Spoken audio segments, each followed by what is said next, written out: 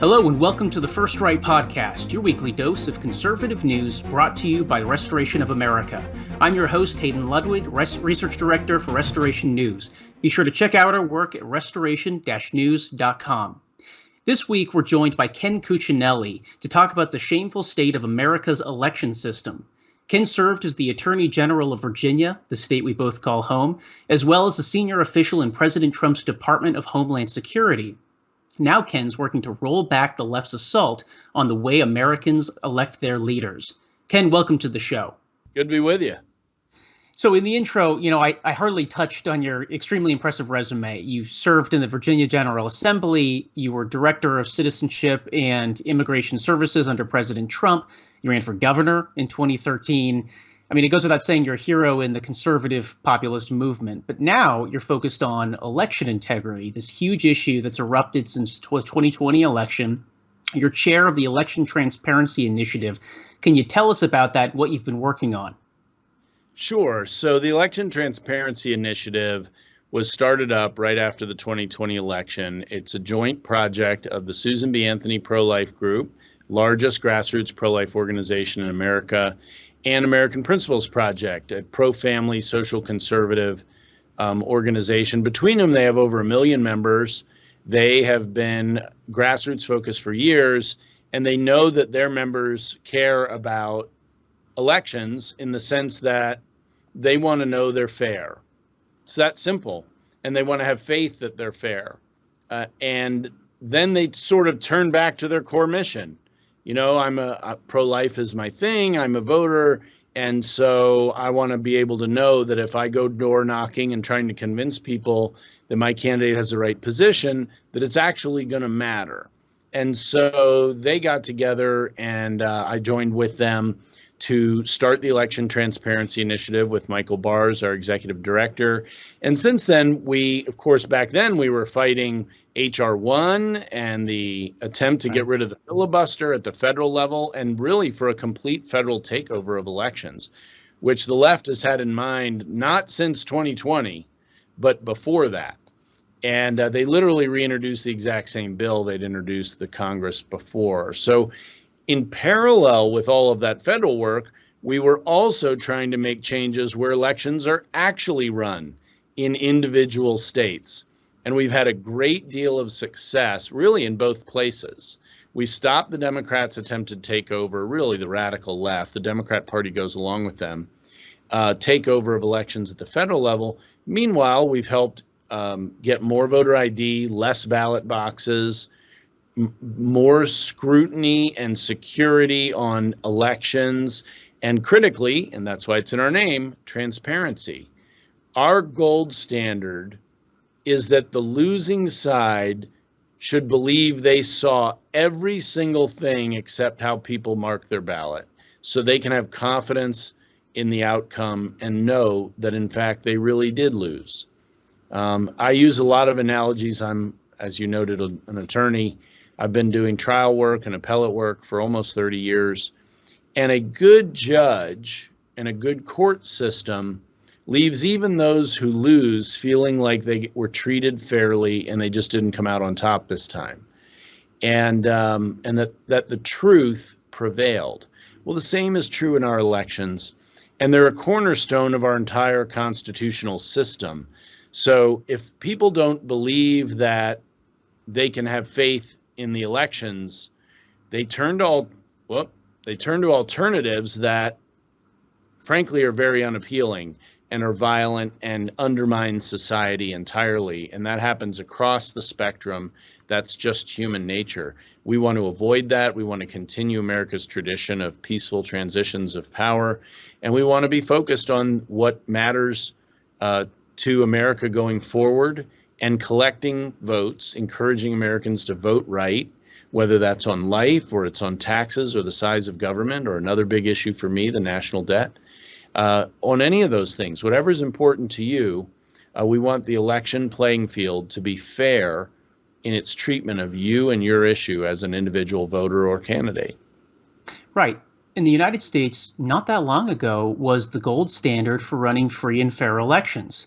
I mean, now the fact that our election system is no longer trustworthy means that it almost doesn't matter how good a campaign you run if that campaign is susceptible to a mass absentee ballot, vote by mail, ballot trafficking campaign like we saw, using COVID-19 as a smokescreen by the Democrats in 2020. You and I were working on different sides of this issue back during the 2020 election, the immediate aftermath.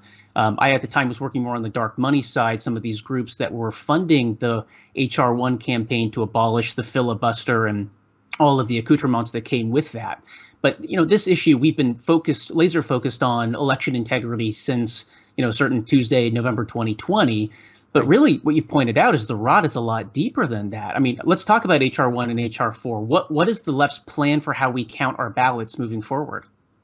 Well, they really are trying, and they've had some success. Ballot harvesting is a great example of turning elections from a contest where you convince people to a contest for who can collect the most ballots.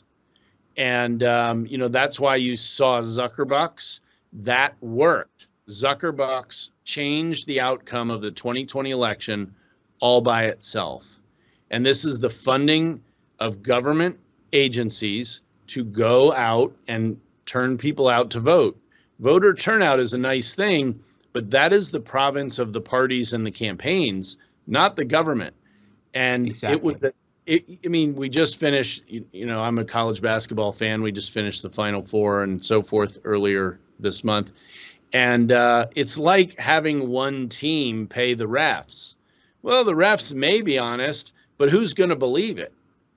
And that's what happened with Zuckerbucks. Now we have an executive order by Joe Biden, which we refer to as Biden Bucks, which is an effort to use the federal government to turn out more voters. Well, guess who they're going to turn out?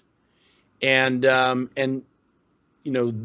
do it the same way they did with Zuckerbucks. They'll target the cities and so forth, and welfare programs where they expect people to vote for them more. And when they give them the implication, if you want to keep these checks coming, you need to vote our way, that is an inherent implication if the person handing you your check says, hey, don't forget to vote. That is not an appropriate direction for that to come from. And that's their latest game. And lots of organizations are working to fight that. And frankly, to just learn what they're doing. They are lying and hiding their plans in courts across the country. But we've got a lot of work. And as you noted, the rot goes much deeper. I would say, I had a recount for my state Senate race in 2007. This is not new. Close calls are not new to me. At that time, Virginia's election voting machines tallied votes on a roll of paper inside the machine. There weren't separate ballots. I was purely electronic balloting, which I fought like crazy as a legislator. And gradually people came around to realize, this might not be such a great idea. And by the way, for much as people on the right complain about those machines today, for most of the history of the use of electronic voting machines, the people on the left have been louder in their complaints. Yes, that's right. Stacey Abrams, the 2016 elections, vote switching in Pennsylvania, I believe, is the accusation. Yeah. Yes. And you go back to Bush v. Gore in 2000. And I would say one thing about Bush v. Gore for the younger folks. This was, the 2000 election came down to Florida, and that came down to about 1,500 votes. And when so everybody was recounting and so forth, and people realized, wow, they run a circus down here.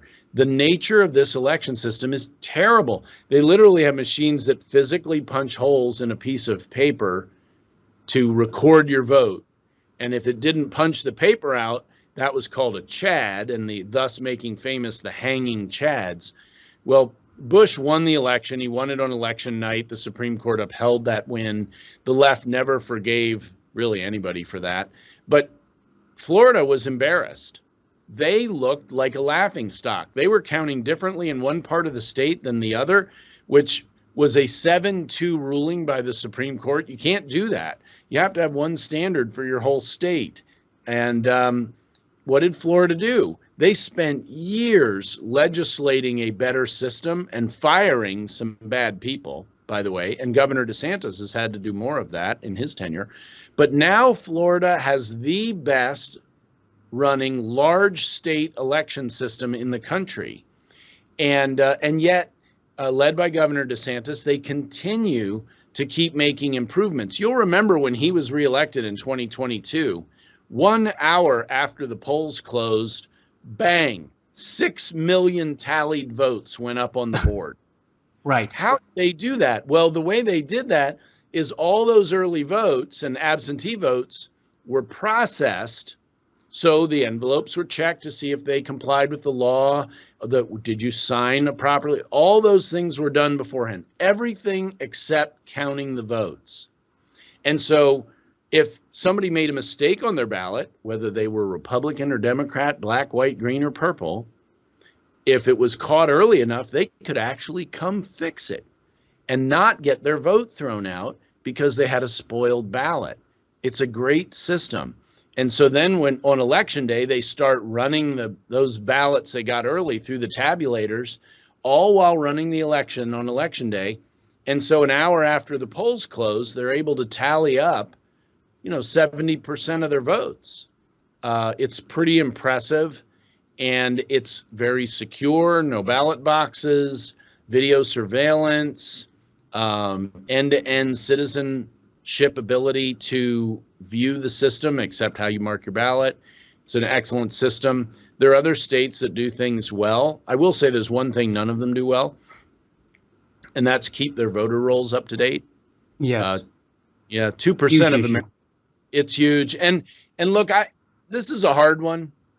2% of Americans move every month. So if you just think of a congressional 2-year cycle, 2 times 24 months is 48%. Now, of course, it's not half the country. A lot of people are moving multiple times in there.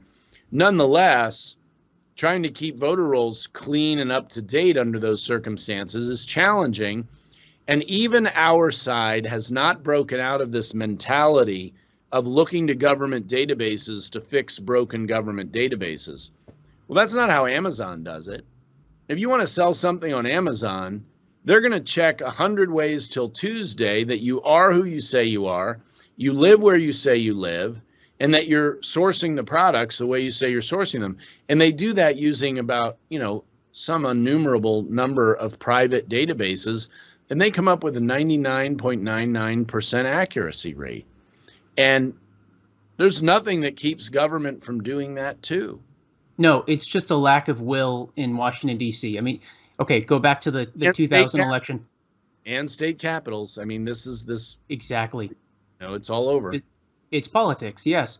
Go back to 2000 for a minute. I was, in fact, alive for the 2000 election. I want the skeptics to know that, to be on record about that.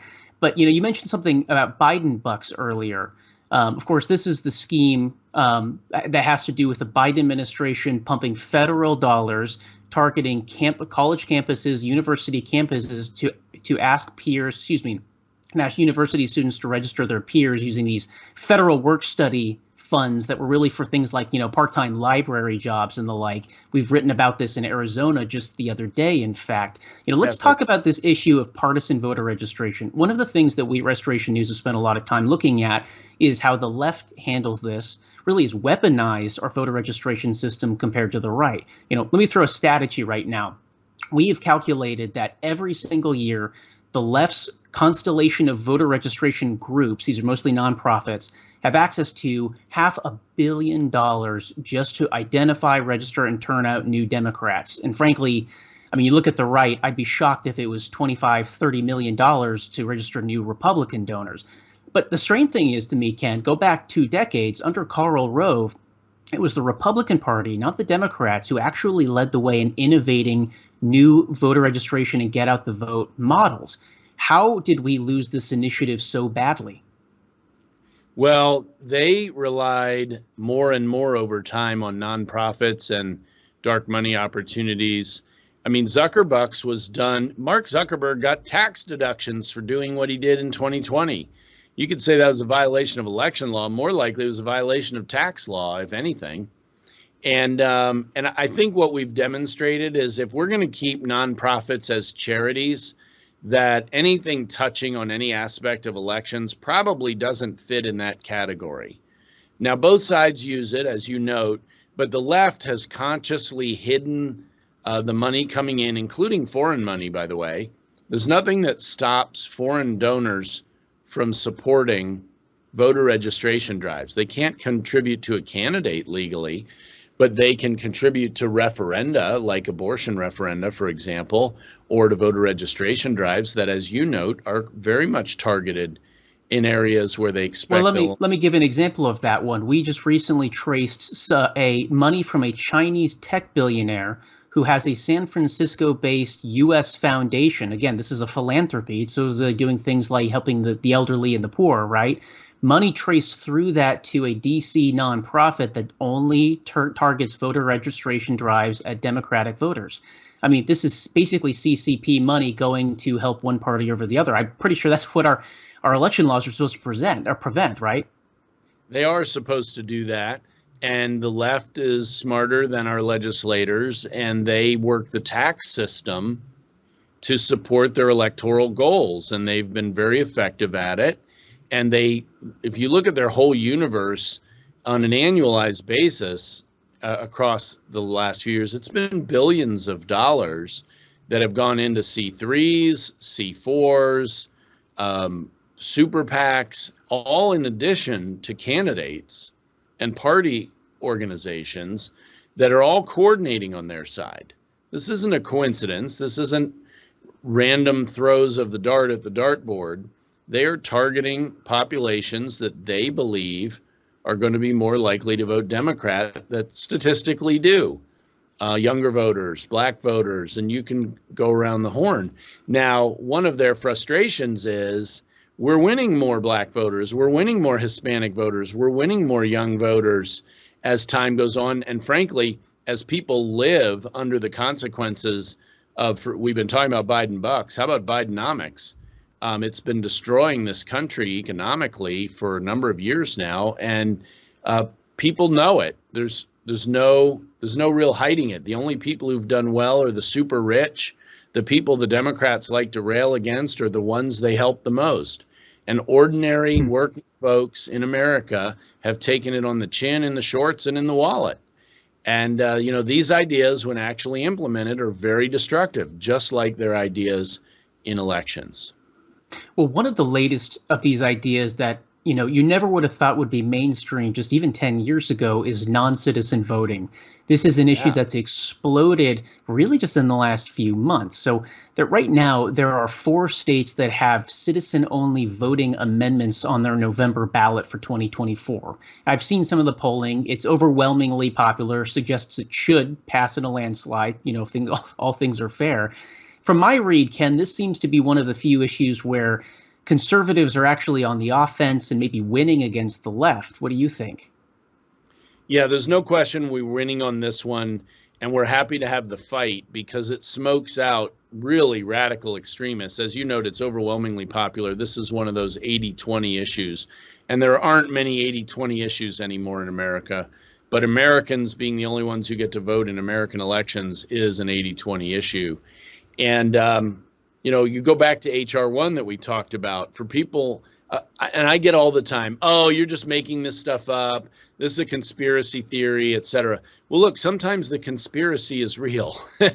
If you go read H.R. 1, I want to say section, I may get my numbers wrong, but it's 1202, 12. There's 3 sections. We're going to fact check that. No, I'm kidding. Go ahead.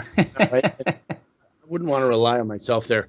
But they did 3 things. One, they would have mandated all states dump adults, not citizens. They use the word adults on their voter rolls from all the state databases, from a bunch of them.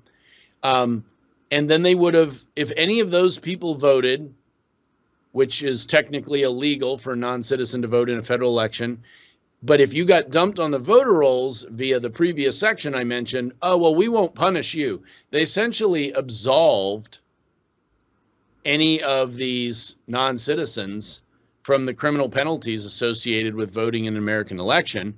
And that wasn't good enough.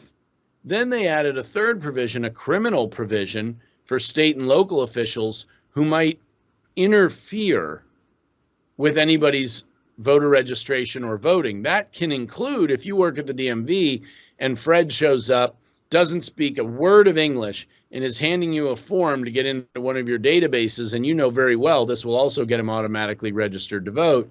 If you did anything about it and some obnoxious Biden prosecutor decided to make an example out of you, they'll prosecute you for interfering with the registration to vote of that illegal alien.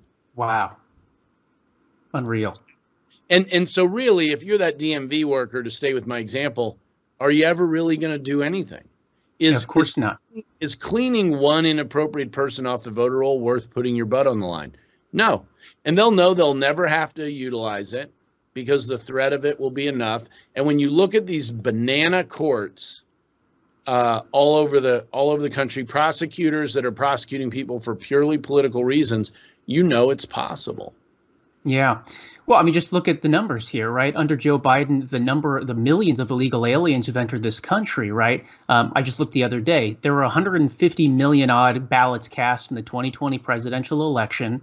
There are roughly 50 to 52 million non-citizens living in this country. If you imagine just 1 or 2% of those people voting illegally in the states in federal races, in a lot of swing states like Arizona or Wisconsin, that could be enough to make a difference. These are really, really tight margins of 10 to 20,000 votes in some cases. This is a huge deal. And the left, it no longer seems like a fantasy that the left is trying to import future voters when you look at this administration's treatment of the U.S. border. Well, and then you look at what some of their paid non-government organizations, which are just other nonprofits, who are interacting with these illegals on the other side of the border in Mexico, are handing them forms about how to get registered to vote, and encouraging them to do so. So, like I said, sometimes the conspiracy is real, and it also allows you to connect the dots between the radical left election ideas and the radical left open borders concept. These things don't happen in a vacuum. They are fit together. They were intended to fit together and to be mutually supporting of one another. Yeah, I like to point out, that people don't really understand DC politics. They think of the two parties as running Washington or even any of the state capitals. But really what they're not seeing is the billions of dollars and literally thousands of political organizations overwhelmingly on the left that operate just outside that bubble and come up with all the worst ideas. So, automatic voter registration, non-citizen voting, eliminating the filibuster, all of DC statehood, all of these crazy ideas that we've seen since roughly 2016, they all started either at a university or in an activist group. Let me give you an example of one of these things I want to talk about. 2020 mass mail-in balloting.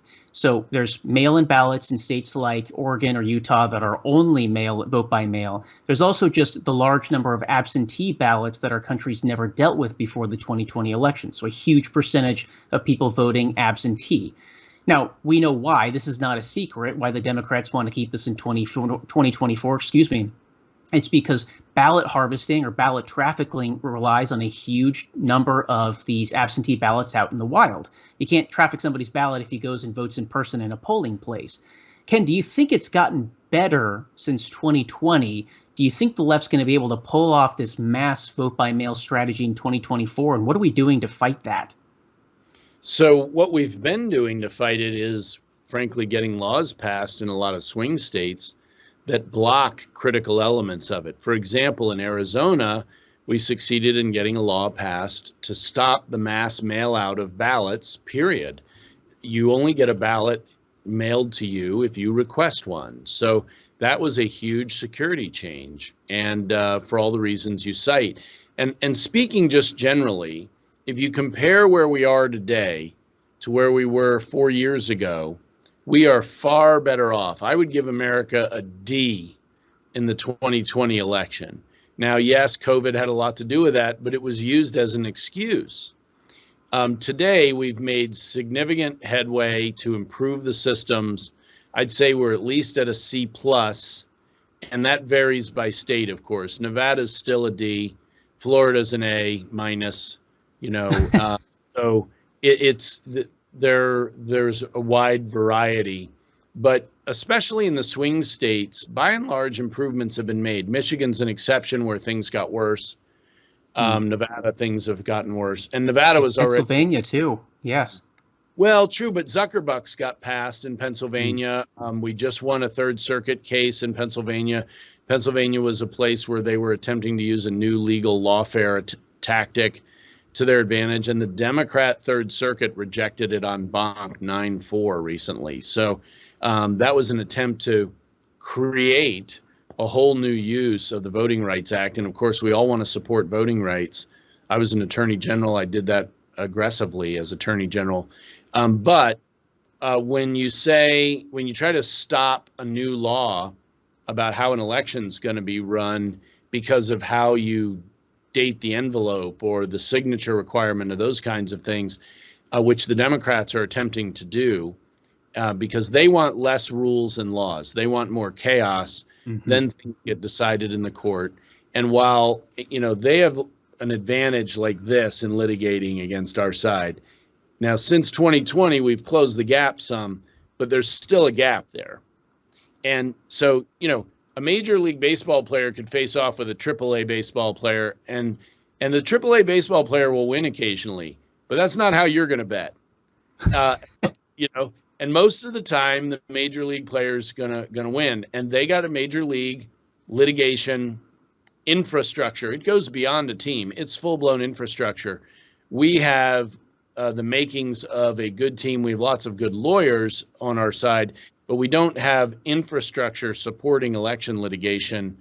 I will say, and this is the only nice thing I have ever said about the RNC in my entire life, but it's true, so I'll give them that credit. Since 2020, they have stepped up and done what they didn't do before, and that is engage in offensive litigation to balance the playing field in the election litigation space. And it's so important for them to do that because you and I don't have the standing that a political party does to bring a lawsuit in the first place.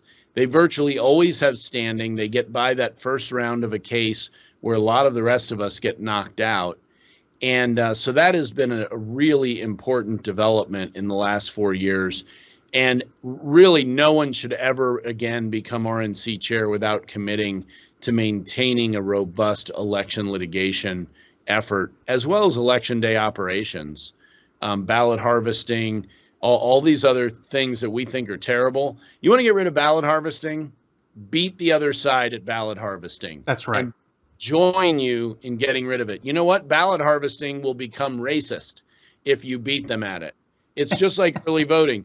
Beat them at early voting, bang. Early voting will be racist, and they will join you in getting rid of it.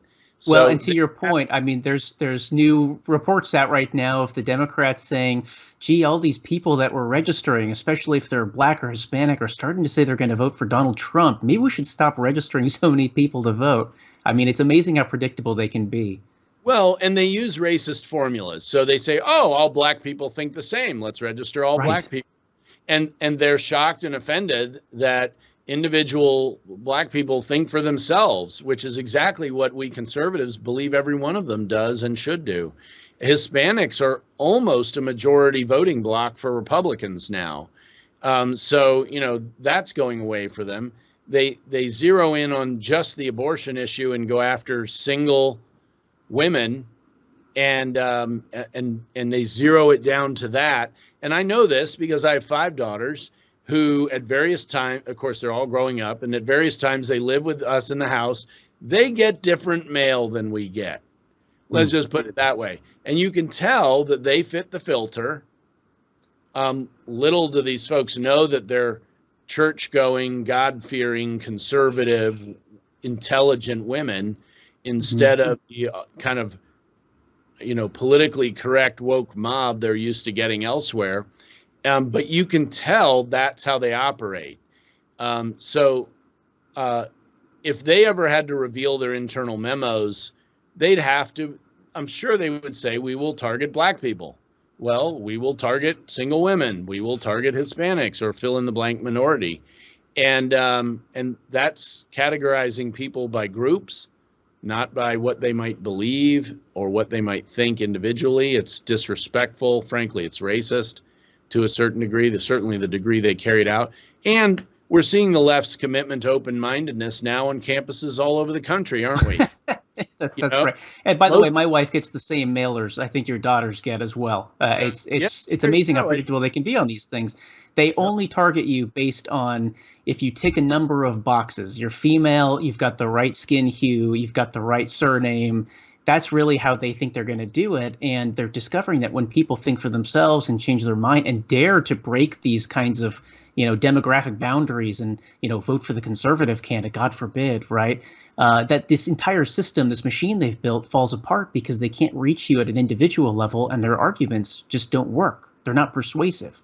No, they're not persuasive. And that was my point about Biden economics and his policies is, the radical left's policies actually implemented convict them of the idiocy and tyranny and evil that they carry forward. It's different for different people, but they never work. It's not an accident. These concepts don't work. They're about power and control, not about making the lives of ordinary people better. And conservative principles do that. The founding principles were calculated to make people's lives better while respecting every individual human being as made in the image and likeness of God. That's those self-evident truths that we're all endowed by our Creator with the right to life, the right to liberty, and the right to pursue happiness as we see fit without invading other people's rights. And, their radicalism upon radicalism, and elections are an important component of that, but we are seeing this on their college campuses. You can never be radical enough. So, so many of these young Democrat Jewish students are being dealt with violently by their erstwhile friends and allies because they are Jewish. Mm-hmm. Yes. We've seen this in history. Don't have to spell that out for people, but they're not radical enough. And when the politically correct woke mob calls your number, it doesn't matter that you were an ally yesterday. You have to be sacrificed today. Well, Scripture does say it's a blessing when God reveals your enemies and, clarifies the battlefield, so to speak. You mentioned ordinary people. I happen to know ordinary people. Let's talk about them. They're the bane of organized professional Washington politics.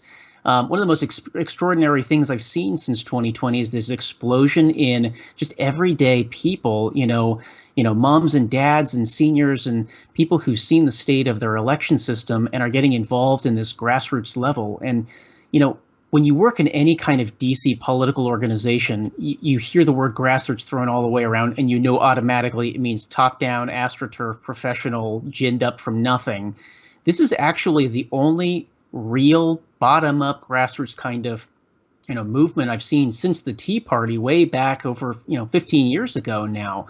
But a lot of people still look at this massive issue we're talking about with election security, and they don't know where to start. It's a huge issue.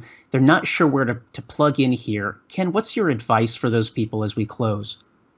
So my home state of Virginia really set the example on this. Coming out of 2020, Virginia had statewide elections in 21. We do our state elections in odd years. And so we had the governor, lieutenant governor, and attorney general up along with our whole House of Delegates. And the Glenn Youngkin won that race famously with Winsome Sears and Jason Miyares. That whole Republican ticket won by about 2%. Well, how did that happen? After 2 years of Democrat control, they made about 70 changes to the election system. Things like our election is now 45 days long. It's a nightmare. And yet the Republican ticket won and protected their victory. And the way that happened, part of how that happened is ordinary folks like you just described stepped forward and became election officials. And every single person watching you and me right now can do this and should do this. No election office has enough people to run the election. They hire citizens for every election. They'll train you. They'll even pay you a little bit of money. And we need you to do it. The most important thing you can do to secure elections is go inside and become an election official. Run the poll book yourself. Count the votes yourself. Be there to do the oversight, not just watch it. And this is the single most important thing people can do. I know Restoration's been involved in this. Election Transparency Initiative has encouraged people. There are other groups out there like the Election Integrity Network. They do this in about half the states. And this opportunity, we're working on Kentucky to add another state to that coalition. This is how we did it in Virginia. It carried across the country. We call it the Virginia Plan for that reason. It didn't have anything to do with those inside the Beltway organizations that you reference. It was truly grassroots. Ordinary Virginians scrambled around for ways to get themselves trained to be an election official, learned how to sign up, learned how to get into the process.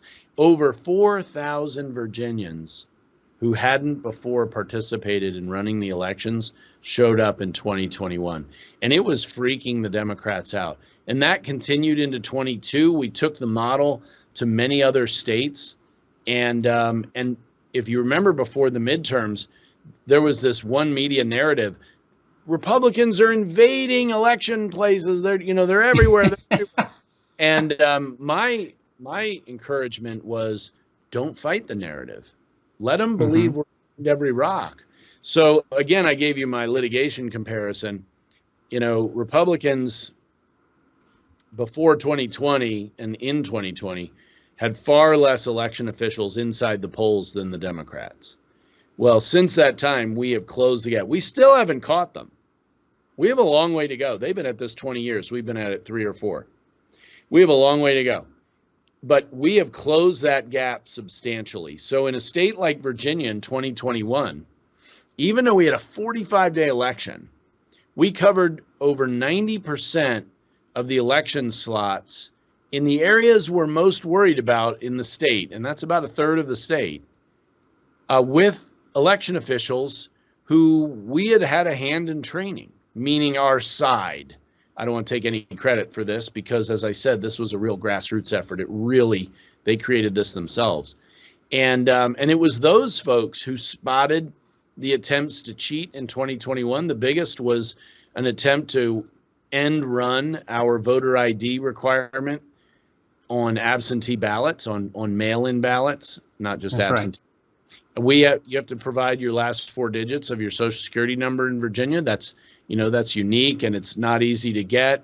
So these nonprofits that mass mail out things that look like official ballot applications, but they don't have the Social Security numbers. So people just follow those instructions, literally just put it back in the envelope provided and mail it in.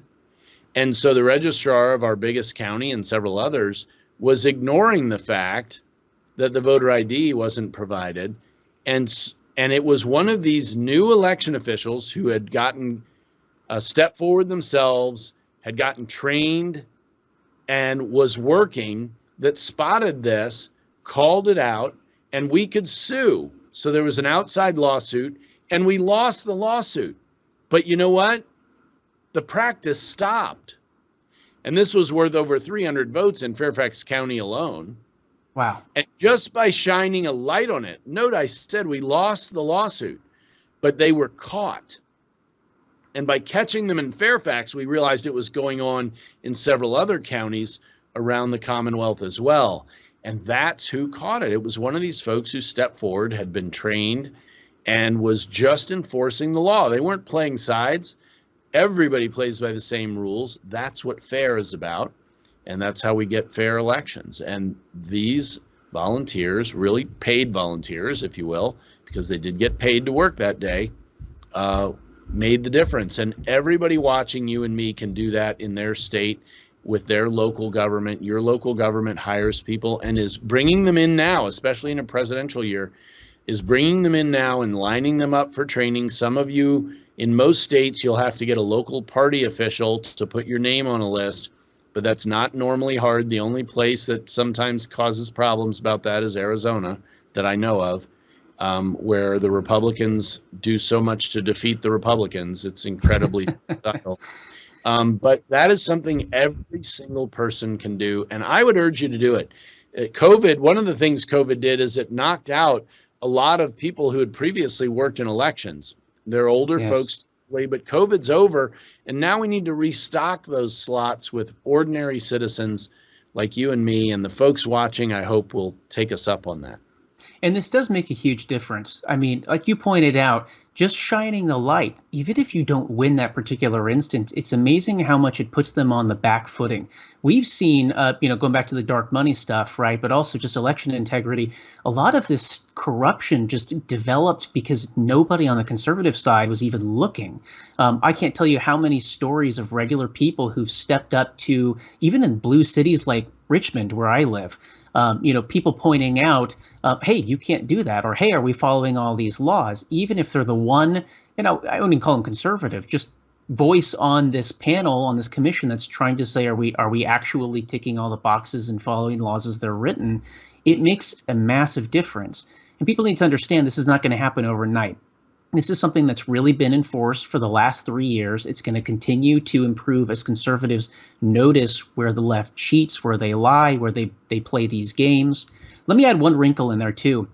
Everybody can register their neighbors, their fellow churchgoers, their family members. We need to do this.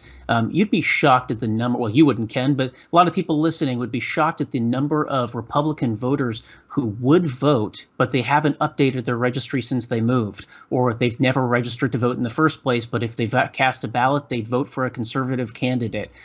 We didn't turn out these people like we should have in the 2020 and 2022 elections. And this we're not taking for granted anymore and moving into 2024. That's something organic, tangible that everybody can make sure happens. Ken, as we part, what website can people go to learn more about Election Transparency Initiative?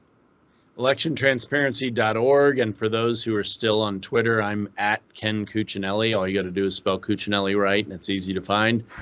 That's electiontransparency.org, and on Twitter at Ken Cuccinelli.